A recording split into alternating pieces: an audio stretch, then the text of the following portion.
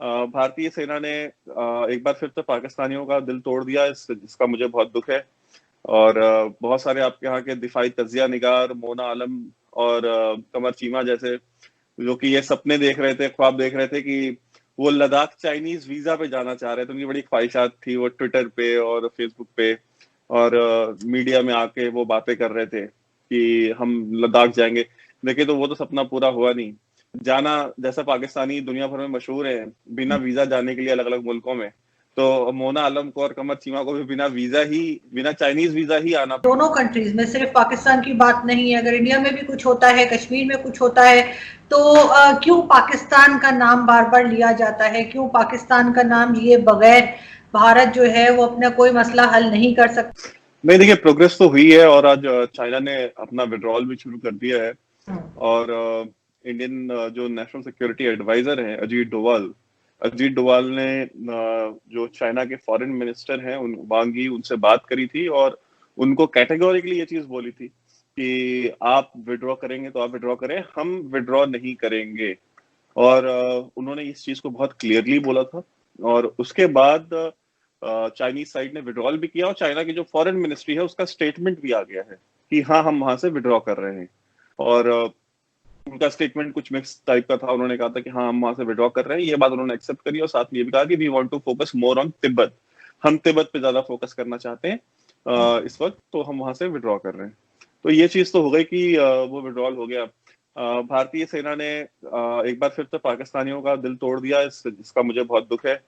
और बहुत सारे आपके यहाँ के दिफाई तजिया निगार मोना आलम और कमर चीमा जैसे, जो कि ये सपने देख रहे थे, ख्वाब देख रहे थे कि वो लद्दाख चाइनीज वीजा पे जाना चाह रहे थे। उनकी बड़ी ख्वाहिशात थी, वो ट्विटर पे और फेसबुक पे और मीडिया में आके वो बातें कर रहे थे कि हम लद्दाख जाएंगे। देखिए, तो वो तो सपना पूरा हुआ नहीं। जाना, जैसा पाकिस्तानी दुनिया भर में मशहूर है बिना वीजा जाने के लिए अलग अलग मुल्कों में, तो मोना आलम को और कमर चीमा को भी बिना चाइनीज वीजा ही आना पड़ेगा लद्दाख, क्योंकि हिंदुस्तानी वीजा तो मिलने से रहा लद्दाख जाने के लिए। क्योंकि अगर वहां भेज भी दिया तो वहां जाकर के प्रोपेगेंडा ही करेंगे और कुछ करना नहीं है इन्होंने। तो ये आज की डेवलपमेंट है जो इंडो चाइना जो चाइनीज जो कॉन्फ्लिक्ट है उसके मुतालिक। और दूसरी चीज ये है कि देखिए, इंडिया चाइना कॉन्फ्लिक्ट लद्दाख में या गलवान वैली में, ये या नेफा में, ये आज का नहीं है। मतलब पिछले 70-72 साल से ये कॉन्फ्लिक्ट चल रहे हैं। फोर्सेस ट्रूप्स मोबिलाइज होती हैं, टेंशन्स बढ़ती हैं, कुछ कैजुअलिटीज होती हैं, फिर एक म्यूचुअल विड्रॉल हो जाता है। तो हाँ, मैंने अपने YouTube चैनल पे डिफेंसिव ऑफेंस पे भी मैंने इस बात को मैंने कहा था। मेजर गौरव आरा के साथ हमारा एक वीडियो था, उसमें भी हमने यही चीज हम स्टार्टिंग से कहते हुए आ रहे थे कि at some point of time China withdraw करेगा। क्योंकि चाइना को, देखिए, चाइना को ये चीज पता है और स्पेशली वेस्टर्न पावर्स को ये चीज पता है कि पूरे रीजन में चाइना के जितने भी नेबर्स हैं, उन सभी नेबर्स में जो एक नेबर है चाइना का जो एक्चुअली में चाइना से हेड ऑन टक्कर ले सकता है, वो हिंदुस्तान है। और कोई भी चाइना का जो नेबर है, करीब 14 कंट्रीज हैं जिनके साथ चाइना की बाउंड्री लगती है और उनमें से करीब 21 के साथ उसका बॉर्डर डिस्प्यूट है। तो अब आप ये इमेजिन कीजिए कि वो किस तरह की एक्सपैंशनिस्ट पावर है। मोदी साहब ने भी जो वहां जाकर जो स्पीच दी थी, उसमें उन्होंने एक लाइन, बहुत जो क्रूशियल लाइन उन्होंने बोली कि ये विस्तारवाद का युग नहीं है, ये विकासवाद का युग है। यानी कि विस्तारवाद यानी एक्सपेंशनिज्म। तो आप एक्सपेंशनिस्ट होकर के आप आज ऑपरेट नहीं कर सकते। ठीक है, आज आपको डेवलपमेंट के बारे में बात करनी है, डेवलपमेंट पे ही काम चलेगा। तो चाइना को एक वो सिग्नल मिल गया था। और जिस तरह से अमेरिका ने अपने 2-2 एयरक्राफ्ट कैरियर साउथ चाइना सी में भेज दिए थे और इंडिया को वेस्ट की तरफ से, यूएस की तरफ से, ऑस्ट्रेलिया की तरफ से, जापान की तरफ से बहुत ओवरवेलमिंग सपोर्ट मिल रहा था और मिलिट्री सपोर्ट मिलने की बातें हो रही थी। और सबसे बड़ी चीज जो इसमें नोटिस करने की थी कि इंडिया ने बैक ऑफ नहीं किया। ये एक बहुत बड़ी चीज है क्योंकि चाइना ने, और ये दूसरी बार हुआ है, एक बार डोकलाम में ऐसा हुआ था कि इंडियन फोर्सेस ने विड्रॉ नहीं किया और दूसरी बार ये हुआ है लद्दाख में। तो चाइना को और दुनिया में ये मैसेज गया है कि इंडिया ने चाइना के सामने 2 बार हेड ऑन जो है स्टैंड लिया है और इंडियन आर्मी ने। और ये एक बहुत बड़ा चेंज जो है ग्लोबल पर्सपेक्टिव में आएगा इसकी वजह से। लेकिन सुनने में तो यही आया कि चाइना ने काफी टफ टाइम दिया है इंडिया को, और इंडिया के साथ कोई भी नहीं खड़ा हुआ था। और दूसरा जो मोदी जी अभी गए थे, आप जैसे बात कर रहे हैं लद्दाख पे जाके उन्होंने नारे भी लगाए हैं, लेकिन ये कि उन्होंने चाइना का नाम नहीं लिया। और चाइना को आप लोग क्या टफ टाइम दे रहे हैं? सिर्फ उसकी ऐप यूज नहीं करेंगे, आप कहेंगे कि जी इतनी हमने उनकी ऐप्स जो है 56 या 59 कुछ नंबर आया था कि वो हमने बंद कर दी है। क्यों उस पे आप लोगों ने कोई सर्जिकल स्ट्राइक नहीं की? और ये बात कैसे मान ली जाए कि चाइना को सिर्फ आप ही टफ टाइम दे सकते हैं, क्योंकि चाइना इतना कमजोर नहीं है। चाइना के साथ हम अपने आप को कहाँ जोड़ रहे हैं? देखिए मैं आपको एक चीज बता दूं, आप जो कह रही हैं कि हमने उनको टफ टाइम नहीं दिया, तो अगर हमने उनको टफ टाइम नहीं दिया तो उन्होंने विड्रॉ क्यों किया है? सबसे पहला सवाल तो ये उठता है। अगर टफ टाइम आप किसी को देते हैं तो आपका ओपोनेंट विड्रॉ करता है, आप नहीं विड्रॉ करते खुद। और ये जो डिसएंगेजमेंट हुई है ये इनिशिएट चाइना की तरफ से हुई है, इंडिया की तरफ से नहीं हुई। ठीक है, अगर आप टफ टाइम देते हैं तो आप इंट्रूड करते हैं, आप कैप्चर करते हैं टेरिटरी, आप विड्रॉल नहीं करते, पहली चीज। दूसरी चीज कि आपने कहा कि इंडिया के साथ कोई खड़ा नहीं हुआ, अमेरिका हुआ बिकॉज उनकी इलेक्टोरल कंपल्शन है। देखिए इंडिया के साथ मैं, आप मुझे एक मुल्क का नाम बताएं खुद को, मतलब पाकिस्तान को छोड़ करके, because Pakistan is not a country, it's a state of mind. तो पाकिस्तान को छोड़ करके आप मुझे एक मुल्क का नाम बताएं जो कि इंडिया के साथ खड़ा नहीं हुआ, बल्कि उसने चाइना की जो आइडिया था, जो चाइना का जो सपोर्ट था, उसको एंडोर्स किया। एक कंट्री का आप नाम नहीं ले सकते।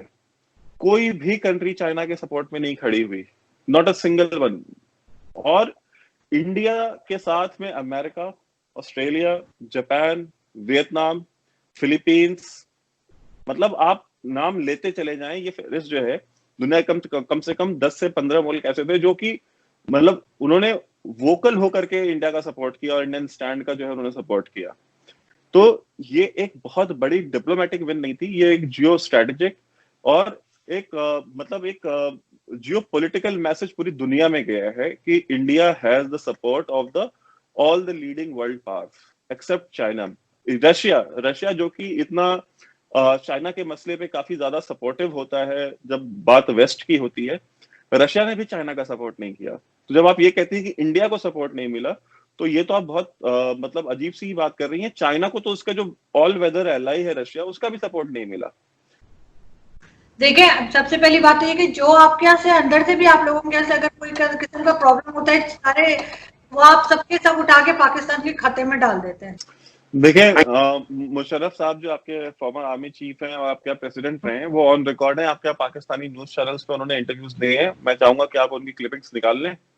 और उन्होंने खुद एक्सप्लेन किया है कि उन्होंने कैसे लेट 80s में जो है आपकी एजेंसीज ने कश्मीर में आर्म सप्लाई किए, बॉम्ब सप्लाई किए, उनको JKLF नाम की तंजीम बनाई और उनको वो पीओके में लेके आए और पीओके में कैंप्स बनाए गए और ISI ने उनको ट्रेन किया और उनको मुजाहिदीन बना करके वापस भेजा।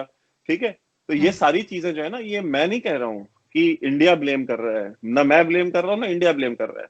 ये आपके यहाँ के former president, farmer army chief on the record उन्होंने ये चीजें कही हैं। ठीक है, ये इसको बोलते हैं इकबालिया बयान है उनका। दूसरी चीज, आप आ जाएं, आप कह रहे थे कि कोई बॉम्ब ब्लास्ट होता है, कोई भी टेररिस्ट अटैक होते हैं या कुछ भी होता है तो आप हमेशा ब्लेम हमारे ऊपर देते हैं। जरा मुझे ये बताएं कि क्या मुशर्रफ साहब ने अपनी ऑटोबायोग्राफी में ये चीज नहीं लिखी थी कि कश्मीर कारगिल पे जो हमला हुआ था वो हमने किया था, हमने जो है अपने आर्म्ड सोल्जर्स को जो है इर्रेगुलर्स बना करके वहां भेजा था? कि ये सारी चीजें जो है सुन लें। और खालिस्तान के ऊपर जनरल हमीद गुल ने जो स्टेटमेंट्स दी हैं, क्या वो मतलब हमीद गुल ने क्या नशा करके दी थी? उन्होंने पूरे होशो आवाज में बैठ करके पाकिस्तानी मीडिया पे ये चीजें कही थी। ठीक है, जियाउल हक की जो पॉलिसी थी, जियाउल हक ने क्या वो पॉलिसी अपनी क्या पब्लिकली कभी उसके बारे में बात नहीं करी थी? उनके जितने भी क्लोज एड्स थे आपके यहाँ, जो भी फॉर्मर रिटायर्ड ऑफिसर्स हैं, उन्होंने जो किताबें लिखी हैं, ठीक है, तो ये सारी चीजें मैं आप मुझे मत ब्लेम दे कि इंडिया कहता है या मैं कहता हूँ। ये सारी चीजें आपके यहाँ के फॉर्मर सीनियर ऑफिसर्स और आपके यहाँ जो प्रेसिडेंट रहे हैं, प्राइम मिनिस्टर रहे, उन्होंने, नवाज शरीफ ने क्या बोला था सिरिल अलमीडा को जो उन्होंने इंटरव्यू दिया था, जिसके ऊपर बवाल हुआ था? सिरिल अलमीडा को उन्होंने यही दिया ना कि क्या हमें 15 बंदे बॉम्बे भेजने चाहिए थे, ठीक है, कि वो वहां जा करके ये दहशतगर्दी करते। ठीक, तो ये सारी चीजें, अब आप ये कहें कि आपका फॉर्मर प्राइम मिनिस्टर भी झूठा है, आपका फॉर्मर आर्मी चीफ भी झूठा है, आपका फॉर्मर प्रेसिडेंट भी झूठा है, सारे झूठ बोल रहे हैं। आज का जो DJI-SPR बोल रहा है बस वही सही है, ठीक है। जो कल को जाकर के अगर ये भी किताब लिख देगा कि नहीं वो तो झूठ बोल रहे हैं, जो आज है वो सही बोल रहे हैं। तो ये जो नैरेटिव है, ये सारी चीजें मेरी एक्विजिशंस नहीं है, ये आपके यहाँ पे लोगों ने एडमिट किए हैं ये फैक्ट्स, ठीक है। आप ग्रे लिस्ट में हैं, तो आप ग्रे लिस्ट में FATF की इसलिए हैं बिकॉज जो फाइनेंशियल एक्शन टास्क फोर्स है उसने ये चीज पाई कि भाई आपके यहाँ जो रियासत है वो दहशतगर्दों को, या दहशतगर्दी में जो फाइनेंसिंग होती है, जो उनको पैसे दिए जाते हैं, उनको कंट्रोल नहीं कर रही है। दहशतगर्दों को फाइनेंसिंग के लिए पाकिस्तान एक इट्स अ सेफ हेवन,